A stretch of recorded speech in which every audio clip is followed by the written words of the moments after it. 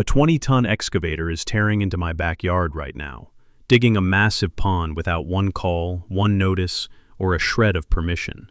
The steel bucket rips through my grandfather's vegetable garden, the soil he worked for 40 years, where I picked tomatoes every summer as a kid. Now it's a smoking crater, black diesel fumes choking the morning air, erasing family memories scoop by brutal scoop.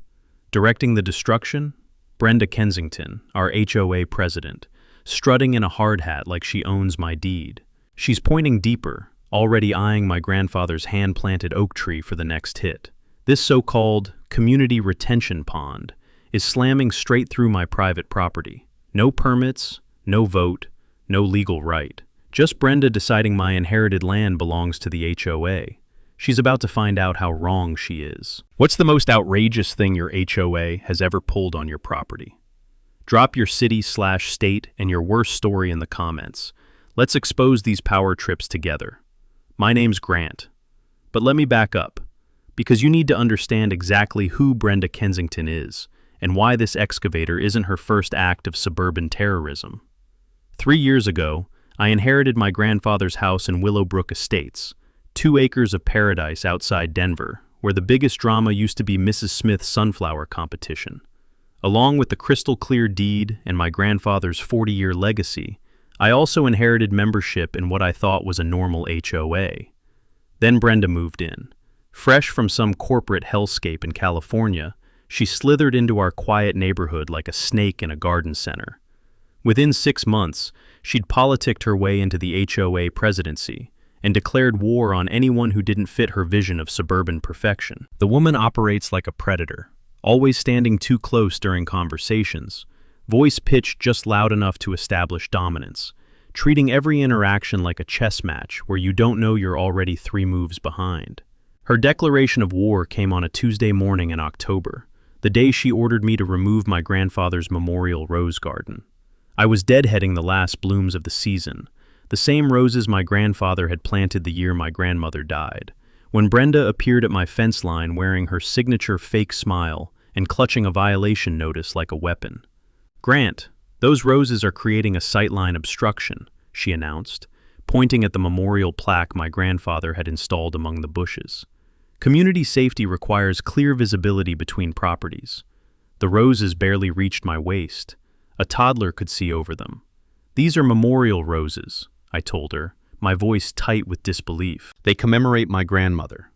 I understand your emotional attachment, but HOA covenants don't make exceptions for sentiment." She handed me the citation with theatrical sympathy. "You have 14 days to achieve compliance or face escalating fines." The paper felt toxic in my hands, officially demanding I destroy the last living connection to my grandparents' 60-year love story because Brenda decided visibility mattered more than memory. That's when I knew I wasn't dealing with a bureaucrat. I was dealing with someone who got genuine pleasure from destroying what other people treasured. But the rose garden was just her opening move. Over the next year, she launched systematic attacks disguised as community improvement, violation notices for my grandfather's vegetable garden, too visible from the street, citations for his hand-planted oak tree, potential property damage risk, demands that I repaint my mailbox because it was 3 inches beyond approved setback parameters. In Colorado, HOA violations must be based on actual covenant violations, not personal preferences. If the rule doesn't exist in writing, the citation is legally meaningless, but they're counting on you not knowing that. Always demand the specific written rule being violated. The pattern became crystal clear after documenting other properties. The Hendersons had gardens 3 times larger than mine. No violations. Bob Martinez's oak tree literally hung over his neighbor's roof, ignored completely. The Patels painted their mailbox powder blue, never cited once. Every single violation targeted the same people. Me, the Washingtons, our only black family, old Mr. Kowalski with his thick accent, and the young Garcia family. Brenda wasn't just power drunk. She was running ethnic cleansing through paperwork. The final proof came when she cited the Washingtons for excessive Christmas decorations in July, 6 months after their lights came down. When Janet Washington showed me the violation notice, I could smell the malice radiating off the paper like cheap perfume. That's when I transformed my dining room into a war room, documenting every discriminatory pattern, every bogus citation, every act of harassment disguised as community governance. I built a federal fair housing case that would make prosecutors weep with joy. But I never thought she'd escalate from memorial garden destruction to actual property theft. I figured she'd stick to paper terrorism, bureaucratic intimidation, designed to exhaust people into submission. I thought even Brenda understood there were lines you don't cross. Wrong. Dead wrong. Now she's got a 20-ton excavator systematically destroying my grandfather's legacy while wearing a hard hat like she's the queen of my property. She just graduated from harassment to felony destruction. Time to show her what happens when you declare war on the wrong homeowner's family history. The pond incident started innocently enough, or so I thought. March 15th, a Tuesday that began like any other, until my neighbor Janet called at 7 a.m. with panic cracking her voice. "Grant, you need to get outside right now. There's heavy equipment in your backyard." I threw on clothes and ran outside to find a scene that looked like battlefield preparation. A massive John Deere excavator was methodically destroying my back fence, its steel bucket taking house-sized bites out of the ground, where my tomatoes had grown for 3 seasons. The acrid smell of diesel exhaust mixed with the rich scent of torn earth, creating this nauseating cloud that burned my throat and made my eyes water. Standing behind the machine, wearing a hard hat like she was overseeing the Panama Canal project, was Brenda. She had her signature clipboard, naturally, and was directing the operator with the kind of precise hand gestures that belonged in an airport control tower. "What the hell are you doing on my property?" I shouted over the engine noise. She turned with this practiced look of surprise, like she'd been rehearsing this moment in her bathroom mirror. "Oh, Grant, good morning. This is the emergency drainage project. Didn't you get the notice?" The notice. Of course there was supposed to be a notice that mysteriously never arrived. What notice? And since when do HOA projects happen on private property without permission? Brenda's smile could have flash-frozen boiling water. Section 12. 3B of the Covenants grants the HOA emergency powers for infrastructure projects that benefit community safety. This retention pond will prevent flooding in the lower lots during heavy rains. The metallic grinding of the excavator's tracks against my grandfather's hand-laid flagstone path made my teeth ache.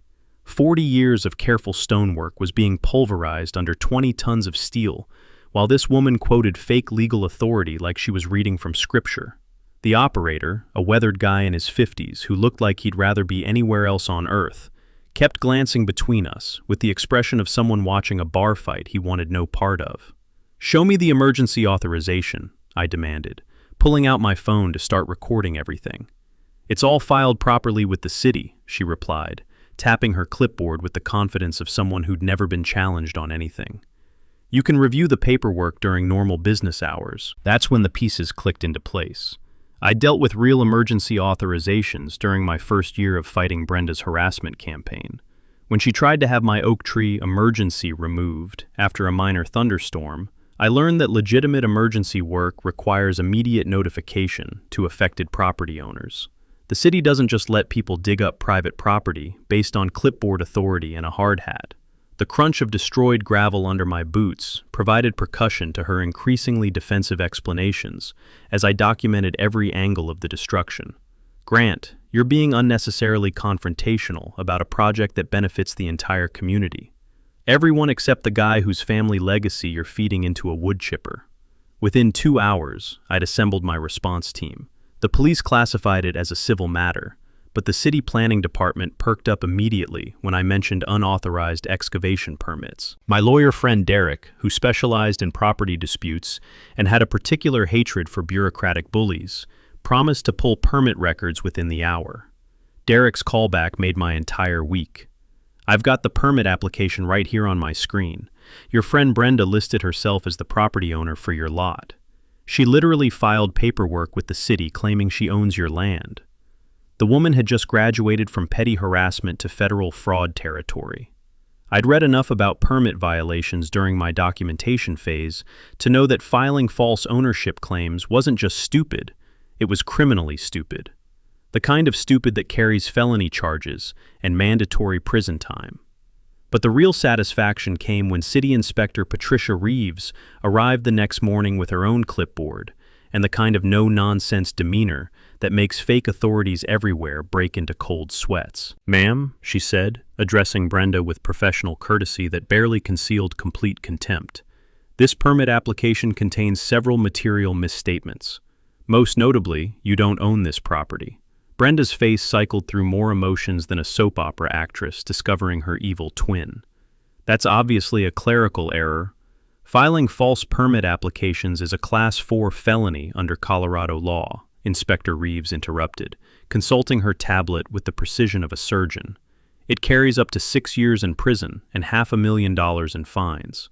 We prosecute these cases aggressively because fraudulent permits undermine public safety." The excavator went silent so abruptly that birds started chirping in the sudden quiet. The operator was loading his machine onto the trailer before Brenda could form a coherent response, clearly wanting zero involvement in whatever legal disaster was unfolding. "You have 24 hours to cease all excavation activities and file corrected paperwork," Inspector Reeves continued, each word falling like a hammer blow. "Any continued work without proper authorization results in immediate criminal charges." Victory tasted like diesel fumes, and justice served with heavy machinery. But if I thought exposing Brenda's criminal fraud would end this war, I seriously underestimated her capacity for suburban vengeance. This woman didn't retreat when caught red-handed. She doubled down, and her next move would be masterfully, breathtakingly petty. You'd think getting caught filing fraudulent permits might humble someone. You'd think wrong. Brenda's retaliation came exactly 1 week later, and it was absolutely vicious.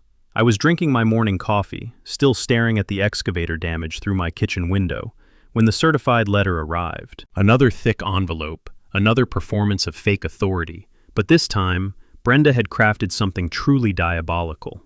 The violation notice accused me of willful destruction of HOA infrastructure and interference with community improvement projects. According to her twisted version of reality, my aggressive confrontation with the pond crew had caused costly delays and equipment damage that I was now personally liable for. But the real gut punch came on page 3, a photocopied plat map from 1962 showing a perpetual drainage easement slicing directly through my backyard. The document looked completely legitimate, aged paper with authentic coffee stains, official county stamps, surveyor signatures from before Kennedy was president. According to this map, the Homeowners Association had permanent rights to install drainage infrastructure on my property, dating back 60 years before I even existed. I traced that easement boundary with my finger, and it covered exactly where Brenda had started digging. Perfect alignment, surgical precision, too convenient to be anything but planned. This woman had outmaneuvered me with homework that would impress law professors. My hands were shaking when I called Derek. She's got documentation going back to 1962, legal easement rights that predate my ownership by decades. "Slow down," Derek said, and I could hear him typing furiously. "Real easements don't vanish from property records without leaving traces. Something about this timing stinks like week-old fish." The surveyor Derek recommended, Tom Berkshire, showed up 2 days later with equipment that belonged in a science fiction movie. Laser measuring devices that beeped like medical monitors, GPS units precise enough to locate individual blades of grass, tools that hummed electronic symphonies as he mapped every inch of my property. The morning air carried that sharp bite of early spring, and frost still sparkled on the torn earth where heavy machinery had ripped through my grandfather's careful landscaping. Tom's measuring tape sang its metallic song as he stretched it across the destruction, calling out coordinates with mathematical poetry. "Easements documented on the original plat, all right," he confirmed after 3 hours of measurements that would satisfy NASA engineers.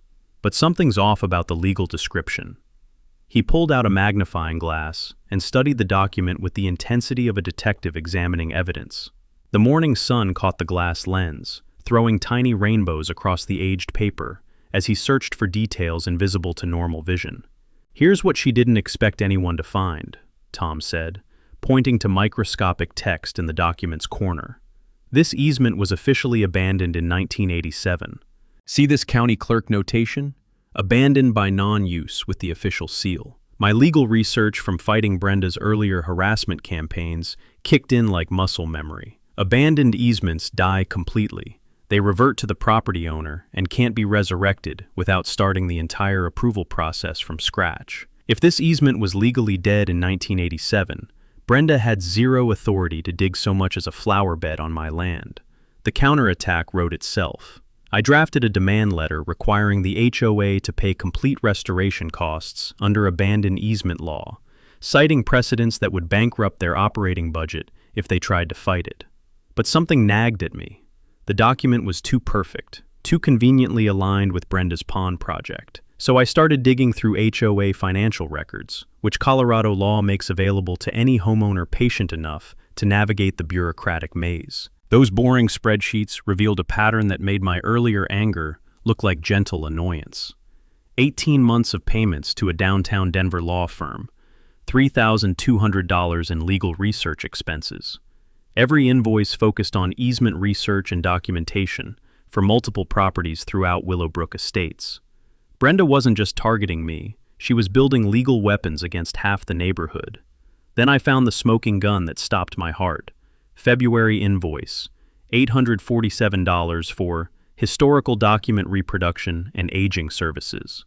She'd hired professionals to create fake vintage documents. When I called the law firm pretending to need similar services, the receptionist cheerfully explained their specialty in property documentation services and historical legal research support. They'd helped Brenda manufacture authentic-looking legal documents, aging them with chemicals and techniques that fooled county records clerks. Brenda had committed systematic fraud, using HOA funds to create fake legal justification for stealing residents' property rights. The woman had turned our neighborhood association into a criminal enterprise disguised as suburban governance. Every piece of evidence was documented, photographed, and legally bulletproof. Financial fraud, document forgery, abuse of authority, systematic harassment. I had enough criminal evidence to send Brenda to federal prison and bankrupt her personally. The trap was set with precision that would make Swiss watchmakers jealous. Time to spring it in front of the entire neighborhood and end her criminal career permanently. Brenda's third escalation proved she'd crossed the line from harassment into full-blown delusion. The anonymous complaint arrived on a Thursday that started with sunshine and ended in bureaucratic hell. Code Enforcement Officer Julie Martinez appeared at my door looking like she'd rather be investigating actual crimes instead of neighborhood drama. "Mr. Thompson, we received a report that you're operating an unlicensed commercial landscaping business from your residence." My coffee mug stopped halfway to my mouth. "That's the most ridiculous thing I've heard since Brenda claimed my tomatoes were a safety hazard."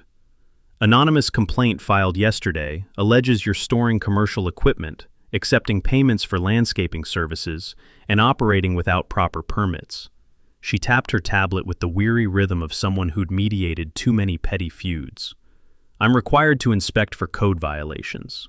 The complaint read like a paranoid conspiracy theory.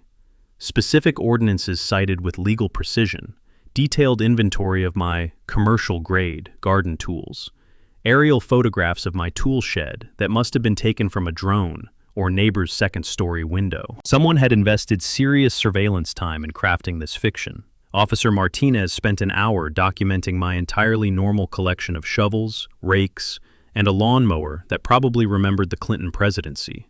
The bitter smell of her government-issued coffee mixed with morning air as she photographed everything that proved the complaint was elaborate fantasy. Whoever filed this has either never seen actual commercial operations, or they're deliberately wasting city resources, she concluded, snapping her tablet shut. Your property shows zero evidence of business activity, but the precision bothered me. The complaint felt too targeted, too carefully engineered to maximize bureaucratic inconvenience without crossing into obvious fraud. It had Brenda's fingerprints all over it, if I could prove it. A favor that might involve bending some rules. His expression shifted from friendly neighbor to professional concern. How bent are we talking? I need to know who filed that fake complaint against me, hypothetically. Bob's pause lasted long enough for me to hear crickets chirping in his backyard. Hypothetically, online complaints create digital trails, and hypothetically, Robert Hutchinson, at the address listed, doesn't exist in any county database, but the computer signature traces to an IP address registered to someone whose name rhymes with Brenda. She'd committed digital fraud using a fictional identity from her own home internet connection.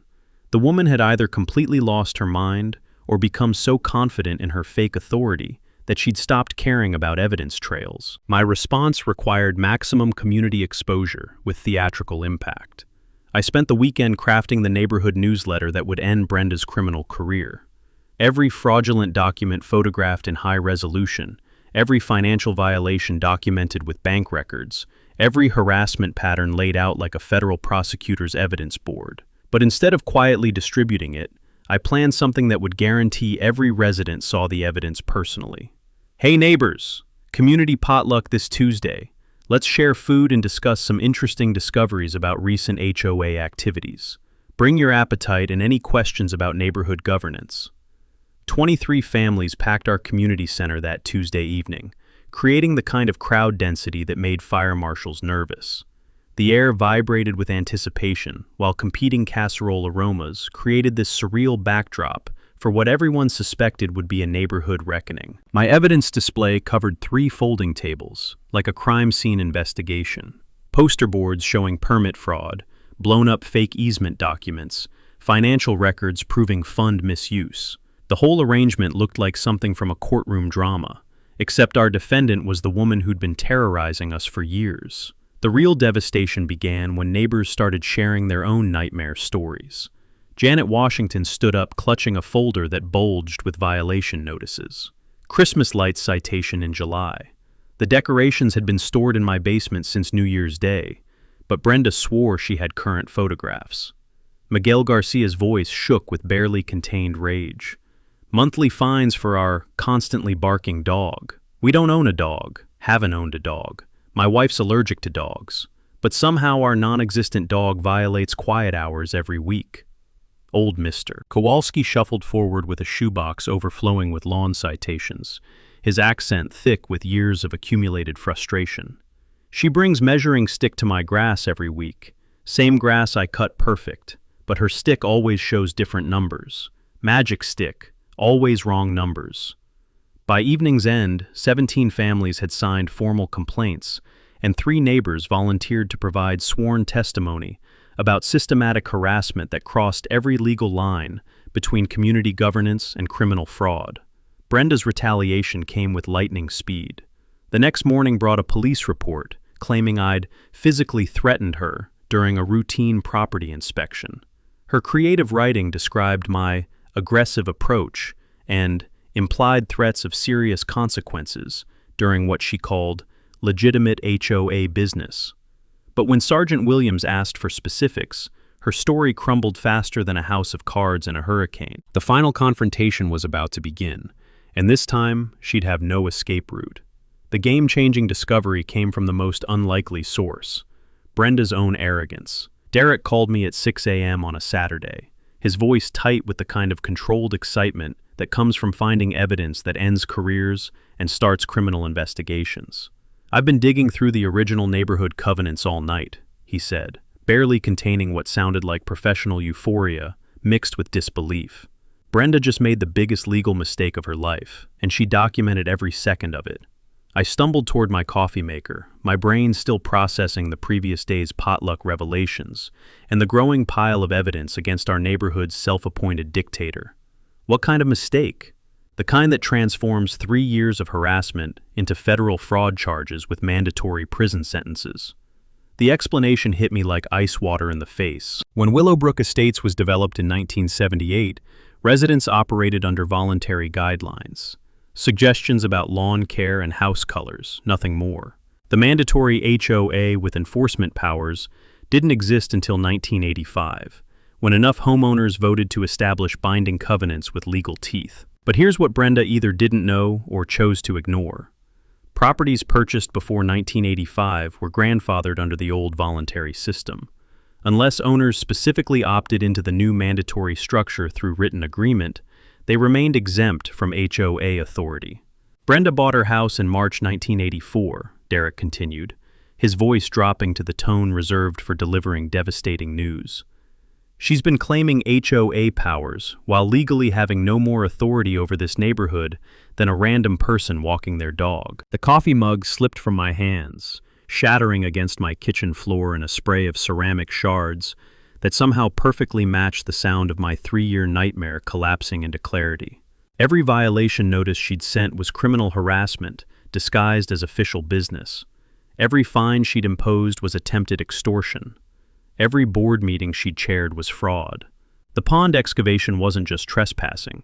It was felony property destruction, committed by someone with zero legal authority to make decisions about community, anything.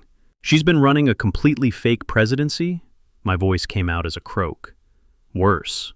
She's been systematically committing crimes while pretending to have authority that never existed, and her own obsessive documentation proves every single violation of law.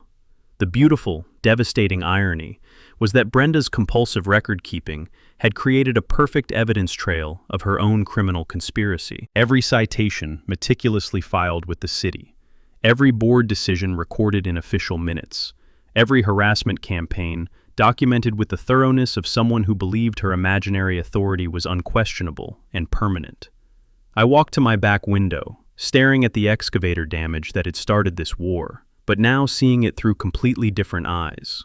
That wasn't HOA overreach or bureaucratic abuse. That was criminal destruction of private property by someone who had no more legal right to dig on my land than a random burglar. Derek, what's her legal exposure looking like? Criminal trespassing, felony property destruction, filing fraudulent government documents, harassment under false authority, conspiracy to commit fraud, misuse of organizational funds. His voice carried the satisfaction of a prosecutor laying out an unbeatable case. We're talking decades in federal prison, plus complete financial liability with no organizational protection because she was never legally authorized to act on the HOA's behalf. The smell of spilled coffee mixed with morning air coming through my open window, creating this strange sensory backdrop to the moment when 3 years of systematic torture transformed into the setup for perfect justice. Brenda had spent years wielding fake authority to destroy lives, terrorize families, and steal property rights from anyone who didn't submit to her suburban fascism. Now she was just a private citizen who'd committed enough federal crimes to disappear into the prison system until her retirement age. But destroying her wasn't enough. I wanted complete vindication, total restitution, and a public reckoning that would guarantee no other neighborhood tyrant could follow her playbook. Time to plan the most satisfying legal trap in Colorado HOA history. The perfect trap requires 3 things: overwhelming evidence, public witnesses, and the kind of poetic justice that makes people remember your story forever. My dining room had become a war room, every wall covered with evidence boards that would make federal prosecutors weep with envy. 3 years of Brenda's documented crimes spread across poster boards like a museum exhibit of suburban fascism, each violation photographed, dated, and cross-referenced with legal statutes she'd unknowingly broken. We need to do this right, I told Derek during our strategy session, surrounded by the paper trail of Brenda's systematic fraud. Public exposure, legal witnesses, and complete restoration of my property, all happening simultaneously so she can't escape or deny anything. You want to orchestrate a public humiliation? I want to orchestrate justice with an audience. The first piece was heavy machinery. My property needed complete restoration, and I wanted that restoration to happen in front of everyone who'd watched Brenda destroy it. Tom Berkshire connected me with his brother-in-law, Ray, an excavation contractor whose weathered hands and no-nonsense attitude suggested he'd dealt with property disputes before. Restoration work's gonna run $12,000, Ray said, walking the damaged area and mentally calculating soil removal, grading, and landscaping replacement. That's a lot of destruction for someone claiming to improve drainage. What if I told you this work would be performed in front of the entire neighborhood, city officials, and probably newspaper reporters? Ray stopped measuring and looked at me with new interest. You planning some kind of show? The kind of show that ends with criminal charges and front-page coverage. In that case, call it 8,000. I've always wanted to be part of taking down a corrupt official. The audience required more delicate coordination. I drafted invitations that sounded official enough to guarantee attendance. Emergency community meeting, legal resolution of pond project controversy, and property rights discussion. All Willowbrook Estates residents strongly encouraged to attend for important neighborhood developments. Hand-delivered to 43 households, with RSVP requested to create anticipation and ensure maximum turnout. But the real masterwork was assembling official oversight. During my years of legal research, I discovered that Colorado municipalities love public demonstrations of proper permit compliance. It shows taxpayers that city departments actually enforce regulations. Inspector Patricia Reeves agreed to attend as an educational resource to demonstrate proper restoration procedures. Sergeant Williams committed to public safety oversight, which meant having sworn law enforcement present when Brenda inevitably tried to claim authority she didn't legally possess. My secret weapon required more careful negotiation. Jennifer Martinez from the Denver Post's community section specialized in local government corruption, but HOA disputes rarely qualified as newsworthy unless they involve significant criminal activity. "I need you to understand what we're dealing with," I told her during our phone conversation, choosing my words carefully. "This isn't a neighbor dispute over fence heights. This is systematic fraud, forged legal documents, and criminal property destruction by someone who spent 3 years pretending to have government authority. How much documentation do you have?" 3 file boxes, 47 photographs, financial records showing fund misuse, and expert testimony from licensed surveyors and city officials. The typing sounds through the phone told me I'd captured her attention. If this is as solid as you're describing, it could be front-page material. The legal framework was surprisingly straightforward. Colorado's property damage remediation statutes give homeowners absolute authority to restore illegal destruction, even if that restoration involves public demonstrations with heavy machinery. As long as the work met city standards and respected noise ordinances, I could legally operate construction equipment in full view of anyone interested in watching. The trap's elegance lay in its simplicity. Every possible response Brenda could make would expose her to criminal liability in front of official witnesses. If she showed up and defended her pond project, she'd be confessing to criminal trespassing and felony property destruction. If she tried to stop the restoration, she'd be interfering with legal property maintenance. If she claimed HOA authority to halt anything, she'd be committing fraud under false authority, while police officers and newspaper reporters documented every word. And if she avoided the confrontation entirely, I'd present 3 years of criminal evidence to the entire community without any opposition. The timeline required military precision. Ray's excavator would begin restoration work at 10 a.m., 30 minutes before the community meeting started. Residents could watch legal property repair in progress while filing into the community center for the main presentation. Inside, Derek would systematically destroy Brenda's credibility with prosecutorial thoroughness. Fraudulent HOA membership, manufactured legal documents, systematic harassment under false authority, and criminal liability that could send her to federal prison. "What happens if she brings legal representation?" Derek asked during our final coordination call. "Then her lawyer gets to watch his client confess to multiple felonies, while a newspaper photographer captures every moment for tomorrow's front page."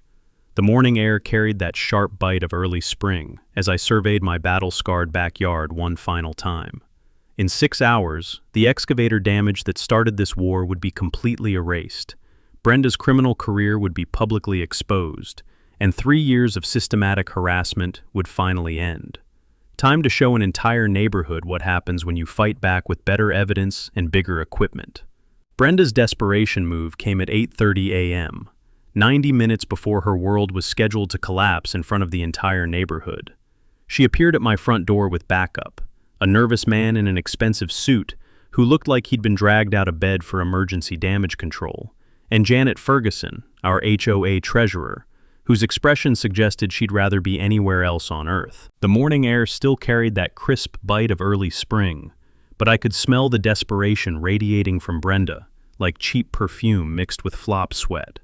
"Grant, we need to resolve this situation before it escalates beyond reasonable community discussion," Brenda said, her voice carrying rehearsed calm that didn't quite mask the panic underneath. The expensive suit stepped forward, extending a business card with the kind of precision that screamed billable hours. "Ronald Ashford, attorney at law. Ms. Kensington has engaged my services to address this matter through proper legal channels." I examined the card while noting that someone panicked enough to hire Saturday morning legal counsel was someone who finally understood how deep the criminal hole had become. But hiring private representation, instead of using HOA resources, told me everything I needed to know. Brenda knew this wasn't official business. "What kind of resolution are we talking about?" I asked, my voice steady, while my mind cataloged every word for potential courtroom use. Brenda launched into what sounded like a script written by expensive legal advice delivered at dawn. "The HOA is prepared to forgive all property violations and provide full compensation for any damage from the drainage project. We just need your agreement to discontinue activities that might disrupt normal neighborhood operations." She wanted to buy my silence before the community meeting turned her criminal career into front-page news. "Who authorized the HOA to make this offer?" I asked Janet Ferguson directly. The treasurer's face went pale. "The board hasn't actually met to discuss settlement terms, but Brenda has executive authority." "No, she doesn't," I said, savoring 3 years of legal research finally paying dividends. "We'll be clarifying her actual authority level at today's meeting." Ronald Ashford flipped through his notes with growing confusion. "Mr. Thompson, my client is offering fair compensation. Refusing reasonable negotiation could affect future legal proceedings." Poor guy had no idea he was representing someone facing federal fraud charges. Brenda had hired him without explaining that this wasn't a neighborhood spat. It was a criminal conspiracy with prison time attached. "What legal authority does your client have to represent the HOA?" I asked. "She's the elected president with full executive powers." "That's actually in dispute. Today's meeting will address the legitimacy of her claimed position." Brenda's face cycled through emotions like a slot machine hitting jackpot anxiety. "Grant, I'm trying to fix this before it becomes unnecessarily complicated." "You mean before your 3-year crime spree becomes public knowledge?" Janet Ferguson had been fidgeting like someone standing on hot coals, but finally found her voice. "Brenda, did the board actually vote to authorize pond excavation on Grant's property?" The question hung in the morning air like smoke from a house fire. "Emergency infrastructure provisions allowed immediate action for community safety. Did you get board approval, yes or no?" Janet pressed, her treasurer instincts cutting through legal doublespeak like a scalpel. Silence thick enough to suffocate small animals. "What about hiring lawyers to create historical documents? Did the board approve those expenses?" Ronald Ashford's pen suddenly stopped moving across his legal pad. His client was being questioned about activities he'd apparently never been briefed on, and the answers weren't matching the story he'd been told. "Janet, you're being manipulated by his campaign to undermine legitimate community governance."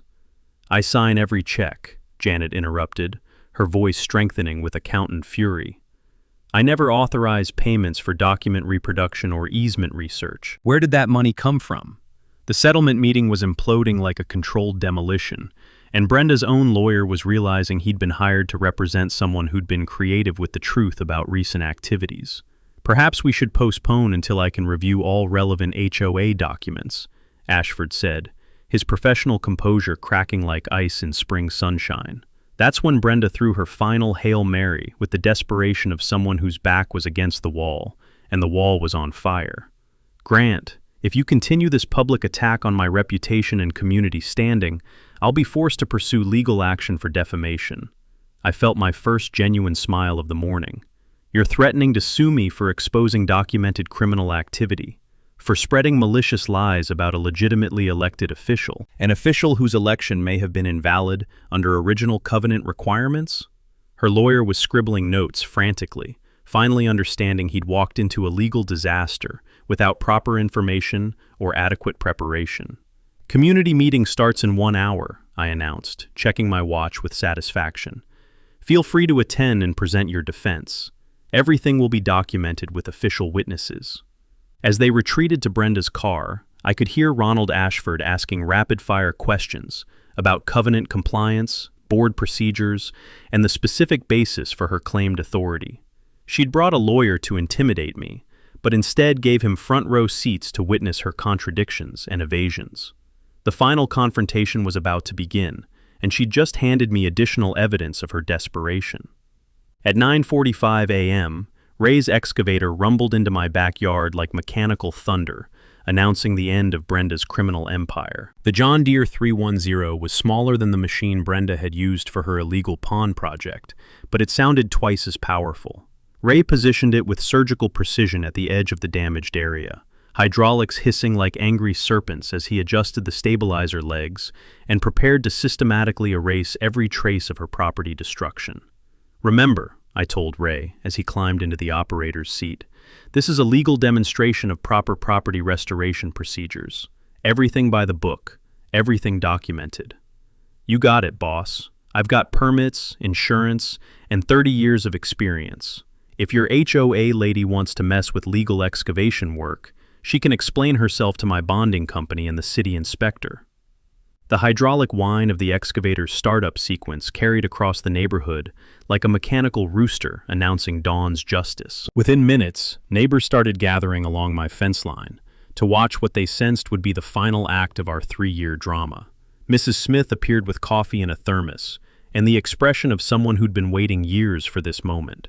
Bob Martinez set up a folding chair, like he was attending an outdoor concert featuring heavy machinery and suburban vindication. Even the teenagers from the end of the block wandered over, drawn by the universal appeal of watching authority figures get their comeuppance with industrial equipment.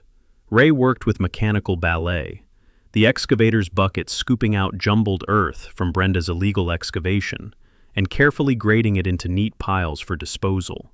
Each movement was calculated to restore my property to its original condition, while providing visual proof that proper restoration work looked nothing like the destruction Brenda had authorized. That's when she made her entrance with theatrical timing that would have impressed Broadway directors. Brenda arrived in a sheriff's department patrol car, riding shotgun with Deputy Martinez, while wearing the triumphant expression of someone who believed they'd just played their ace of spades. The cruiser pulled up with official authority, red and blue lights flashing like a mobile Christmas display, creating exactly the kind of dramatic backdrop she'd probably rehearsed in her imagination. "Officer, this is the property destruction I reported," she announced, pointing at Ray's excavator like she'd discovered a criminal enterprise in progress. "He's operating heavy machinery without proper authorization and damaging community infrastructure." Deputy Martinez surveyed the scene with professional skepticism that comes from responding to too many neighbor disputes disguised as emergency calls. The excavator was clearly performing restoration work, not destruction. Ray had proper permits posted on his equipment like a contractor's badge of honor. The gathered neighbors looked more like an interested audience than concerned complainants reporting criminal activity. "Ma'am, what specific violations are you alleging?" "Unauthorized excavation activities on community property without HOA approval." "This is private residential property," Inspector Reeves interrupted, appearing with perfect timing and official city credentials that carried more legal weight than Brenda's clipboard. "The restoration work is fully permitted and legally required to remediate damage from previous unauthorized excavation." Deputy Martinez consulted his notepad with the expression of someone who was beginning to suspect he'd been called to witness someone else's legal problems rather than investigate actual crimes. "When you called this morning, you mentioned restraining order violations. Do you have documentation of any existing court orders?" Brenda's confident expression flickered like a candle in wind. "I'm in the process of filing protective orders based on his threatening behavior, so there's currently no restraining order in effect." "Not technically, but his aggressive actions clearly demonstrate—" "Ma'am, filing false police reports is a criminal offense. Are you certain you want to proceed with these allegations?" The crowd was growing like a neighborhood block party, organized around watching someone's authority evaporate in real time.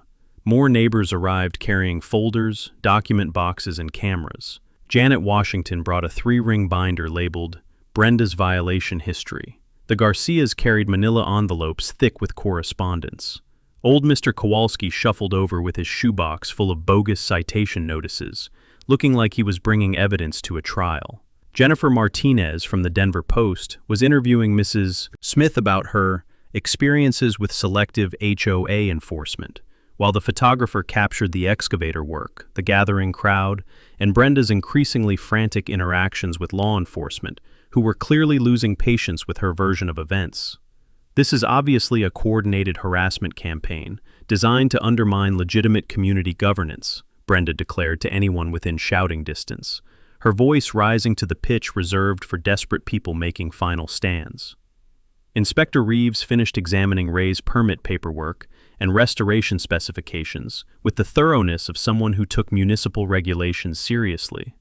All excavation activities are in full compliance with city standards, she announced, loud enough for everyone to hear. The restoration work is professionally executed and legally mandated to repair previous unauthorized damage. Brenda played her final card with the desperation of someone whose entire fake authority structure was collapsing in front of official witnesses.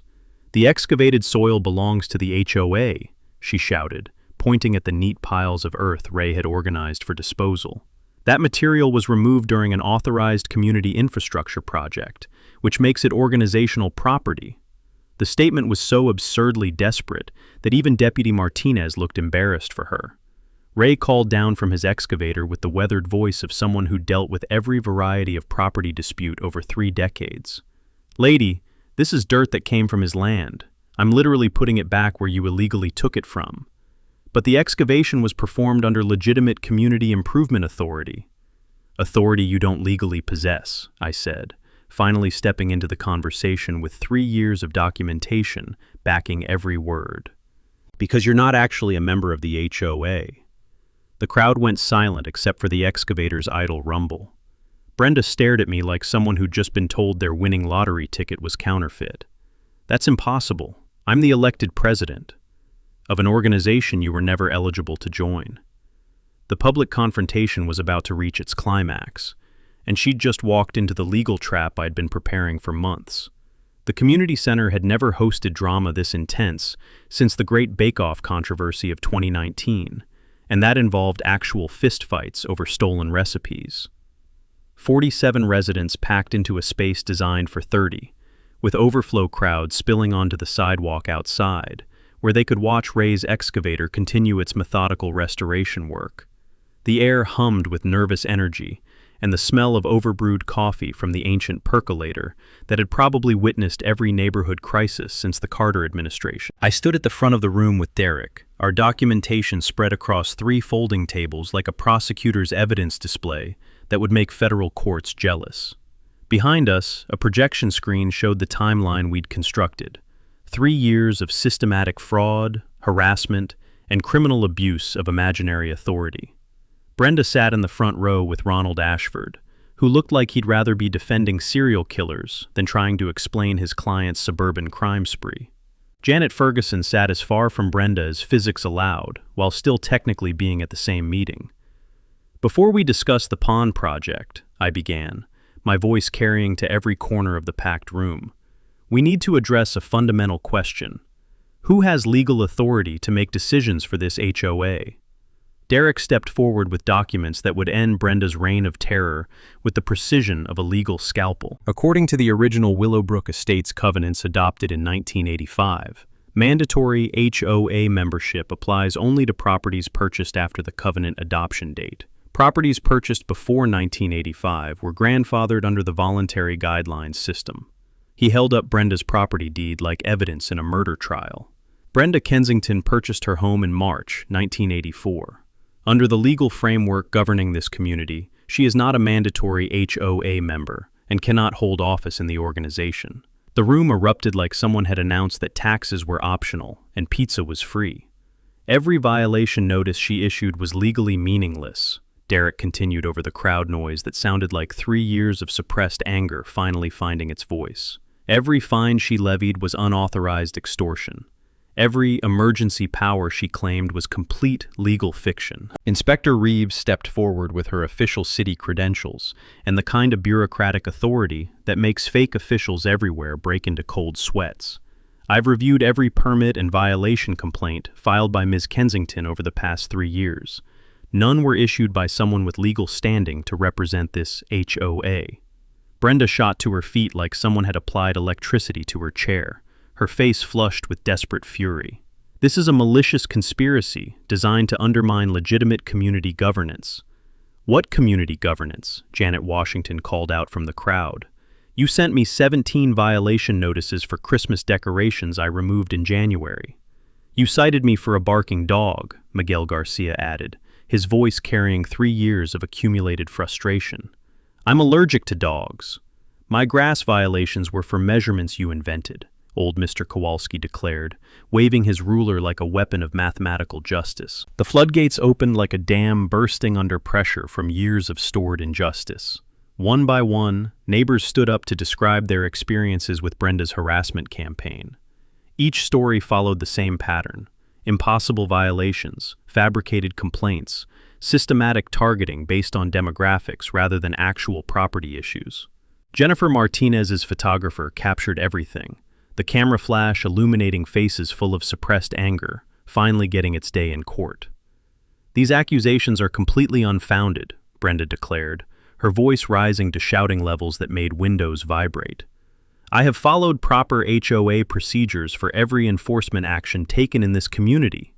That's when she made the fatal mistake that would end her criminal career. The pond excavation was fully authorized under emergency infrastructure powers granted by Section 12.3b of the Community Covenants. Deputy Martinez, who'd been taking notes quietly in the back like a professional stenographer, suddenly looked very interested in the conversation. "Ma'am, are you stating that you personally ordered excavation work on private property?" "I authorized necessary drainage improvements for community safety using legitimate emergency management authority." "Using what specific legal standing?" "My authority as the duly elected HOA president." Derek smiled like a chess master who'd just been handed checkmate on a silver platter. "Authority you don't legally possess because you're not an HOA member under the original covenant structure." The confession was complete and witnessed by 47 residents, 2 law enforcement officers, a city inspector, and a newspaper reporter whose photographer was documenting every word for tomorrow's front page. Brenda had just admitted to criminal trespass, felony property destruction, filing fraudulent permits, and systematic harassment while claiming authority she never legally possessed. Her attorney was frantically scribbling notes, probably calculating how quickly he could withdraw from representation before this disaster destroyed his professional reputation. "I want to file formal criminal charges," I announced, with the satisfaction of someone whose 3-year legal research project was finally paying maximum dividends. "I second that motion," Janet Washington called out. "Third," added Miguel Garcia. The vote was unanimous. 47 residents agreed to pursue criminal charges and civil restitution against Brenda Kensington for systematic abuse of imaginary authority. Inspector Reeves confirmed that filing fraudulent permits carried felony penalties under Colorado law. Deputy Martinez started taking formal statements for criminal investigation. Jennifer Martinez had enough material for a front-page story that would make this the most famous HOA fraud case in state history. Outside, Ray's excavator finished its work with perfect timing, the hydraulic systems powering down with a satisfied mechanical sigh. My property was completely restored, better than it had been before Brenda's illegal pond project. But more importantly, our neighborhood was finally free from 3 years of systematic harassment disguised as community governance. Justice had been served, with heavy machinery, impeccable documentation, and 47 witnesses who would never forget the day suburban tyranny met its match. 6 months later, Willowbrook Estates had transformed from a neighborhood under siege into something resembling an actual community where people wanted to live. Brenda Kensington pled guilty to multiple fraud charges in exchange for full restitution to affected homeowners and 200 hours of community service. Ironically, she'd be serving the community she'd spent 3 years terrorizing. She sold her house and moved to Arizona, leaving behind only angry Yelp reviews and a cautionary tale that spread through Colorado HOA circles like wildfire, with a legal education component. The whole thing cost her about $43,000 in restitution payments, Derek told me over coffee at our favorite diner, shuffling through the final legal paperwork that closed the book on our neighborhood nightmare.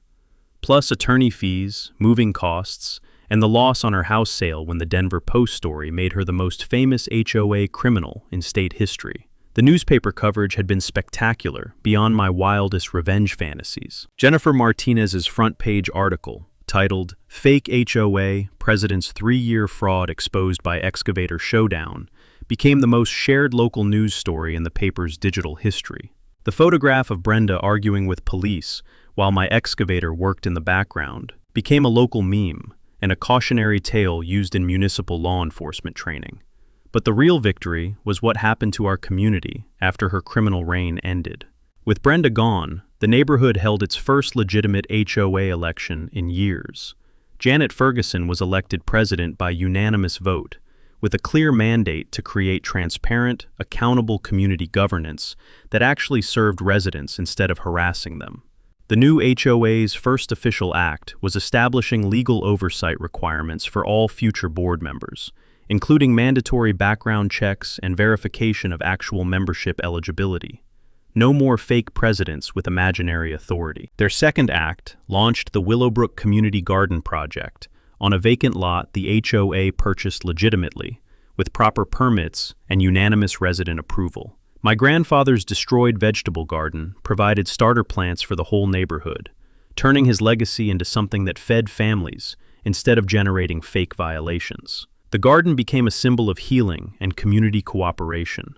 Every Sunday morning, neighbors gathered to tend shared plots, swapping gardening knowledge and stories about their experiences during the Brenda years, a period that had become neighborhood shorthand for bureaucratic insanity. Mrs. Smith's sunflower competition expanded into a community festival that raised money for local food banks. Old Mr. Kowalski, freed from constant harassment about his perfect lawn maintenance, became the garden's unofficial groundskeeper and grass measuring expert. The Garcia family started a successful herb-growing cooperative that supplied 3 local restaurants. Janet Washington organized neighborhood potlucks that actually brought people together instead of serving as evidence-gathering sessions for manufactured violations. The story had broader impact that surprised everyone involved. Colorado's state legislature passed the Homeowner Protection Act 8 months after our story went viral, requiring HOA board members to meet basic eligibility requirements and creating criminal penalties for fraud committed under false authority. The law became a model for similar legislation in 12 other states. I started a neighborhood legal aid fund using my restitution money to help other homeowners facing similar harassment. We've assisted 23 families across the Denver metro area with HOA disputes, property boundary issues, and bogus code enforcement complaints, all using the documentation techniques and legal strategies that brought down Brenda's criminal enterprise. But perhaps the most satisfying outcome was deeply personal. My backyard, fully restored and enhanced with professional irrigation paid for by Brenda's restitution, became the neighborhood's unofficial gathering place. The oak tree my grandfather planted now shades evening barbecues where neighbors share stories and kids play games that don't involve measuring grass length or citing imaginary violations. Ray, the excavator operator who'd become something of a neighborhood hero, started a landscaping business specializing in property rights restoration. His company motto became legendary in contractor circles: "We fix what shouldn't have been broken." The lessons learned were simple but powerful. Documentation defeats deception. Community action overcomes individual harassment. And sometimes, the best response to petty tyranny is public accountability backed by heavy machinery and better legal research. Most importantly, we proved that real authority comes with real oversight, real transparency, and real consequences for criminal misuse. 3 years of systematic harassment ended with 1 day of perfect justice, and our neighborhood will never be the same. You know what? There's one small detailing grand story that I can't shake. When the excavator finished restoring the backyard, it powered down right as the community meeting ended. Like the whole universe was waiting for that perfect moment when Brenda had to face the truth. Grant spent $8,000 on that restoration work. Turns out he didn't pay a dim of it, covered by Brenda's restitutional payments. $43,000 total, including her helping to sell her house and leave Colorado entirely. But what impressed me the most wasn't the money. It was how Grant patiently documented everything for 3 years. Every bogus violation notice, every call to the city, every time Brenda broke the law while pretending to enforce it. And then here's what I want you to think about. He discovered that Brenda bought her house in 1984, before the mandatory HOA was even established. She spent 3 years harassing neighbors with authority she never legally possessed. Here's my question for you. Do you know when your neighborhood's HOA was established? Are you certain the people making decisions actually have the right to make them? Or are you just trusting the paperwork behind you? drop a comment and tell me the craziest HOA story you heard or lived through. And if this story makes you want to check your own rights, hit that like and subscribe. There's one thing I learned from the story like this. The people yelling loudest about the rules are usually the ones breaking them the most.